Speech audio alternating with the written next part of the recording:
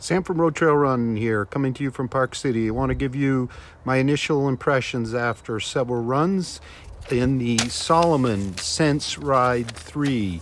It's a $130 shoe that's coming in early spring 2020.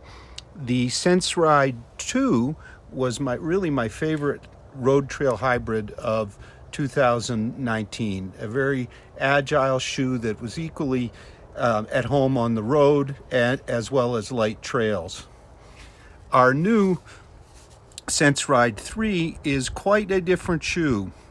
While it retains the same stack height of 27.19, it gets an all-new midsole called OptiBase, and it is quite a more supportive and cushioned shoe and a heavier one.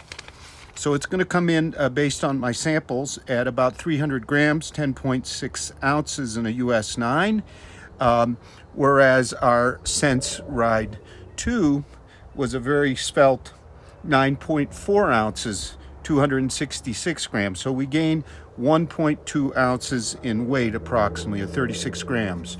So what do we get for that? Well, we get much more support at the rear of the shoe. We get a much more rugged, supportive upper. Our Sense Ride 2 had a very pliable, super comfy upper that really doesn't have nearly the support of this upper. So what we're talking here now is the Sense Ride 3 is really becoming kind of Salomon's mainline trail runner, suitable for even, I would say, ultras. It retains the approximately 4mm lugs. Maybe they're a little bit higher, but they're about the same as in the Sense Ride 2. The flex is a little different now. It's a longer flex. There's a new segmented profile rock plate, whereas our Sense Ride 2 had sort of a thin but more forward flex.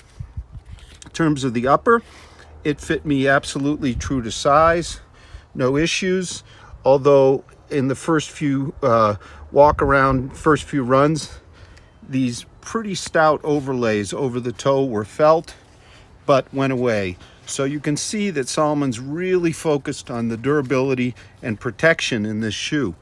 On the run, this new OptiBase midsole, which is also found in the upcoming Sonic Balance 3 road shoe, which I would almost call the successor to the Sense Ride 2 as the road trail hybrid. The OptiBase midsole, and Salomon hasn't given me all the details, but it's basically made up of two components. At the heel, there's an insert. It's a dense insert that is, in my experience on the road and also in my runs here, is almost completely shock and vibration free. It's really an amazing compound that just smooths things out. It's quite a bit more shock absorbing and vibration absorbing than the Vibe insert, which was a different material in our Sense Ride 2. The rest of the midsole is instead of an olefin, is a TPU EVA blend.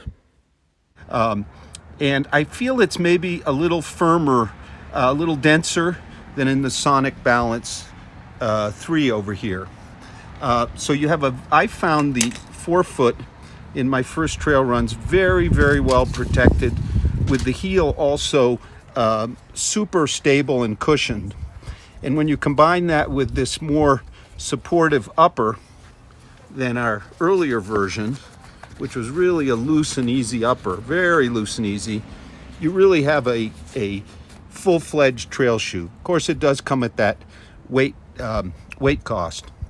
Now I'm going to take one more run in them and come back and give you my impressions. I'm here in Park City, so I'm going to go out on some Utah single track. I went out the other day, had a really nice run in them. So my feeling is that the Sense Ride 3 is really slotting in as an alternative, for example, to the S-Lab Ultra and the old Ultra Pro. There's plenty of room in the toe box. It's not a super wide toe box, but it's not the classic old Salomon narrow fit here. Of course, we also still have the quick lace, and there's plenty of padding all around. So let me go out and take them for a run, and I'll be right back and give you those impressions. A/B test here. On the right, the Sense Ride 3. On the left, the 2.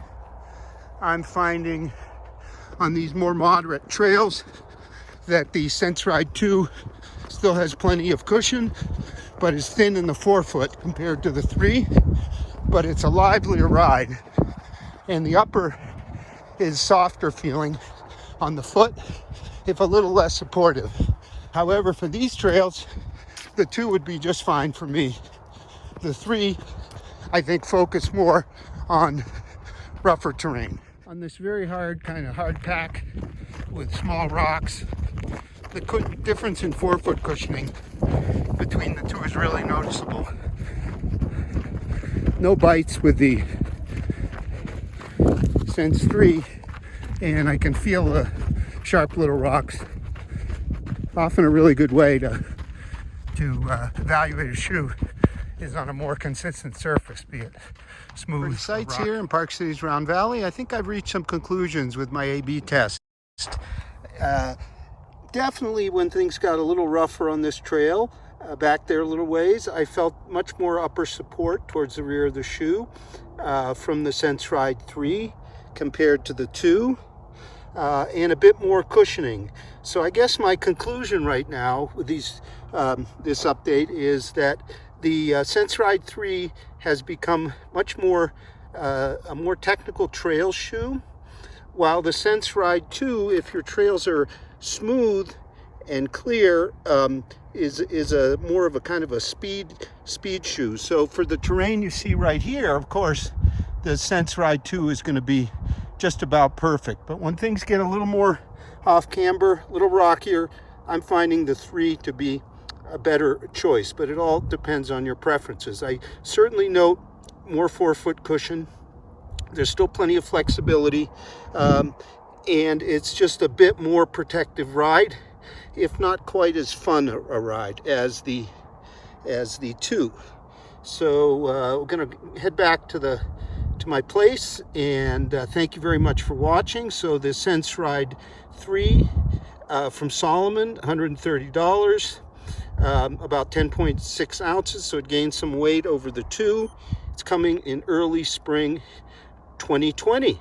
So I'm going to go finish my run. Thank you very much for watching. We'll have a full review real soon on our site, Road Trail Run, and hope you'll subscribe to our channel for all kinds of great trail and road running reviews.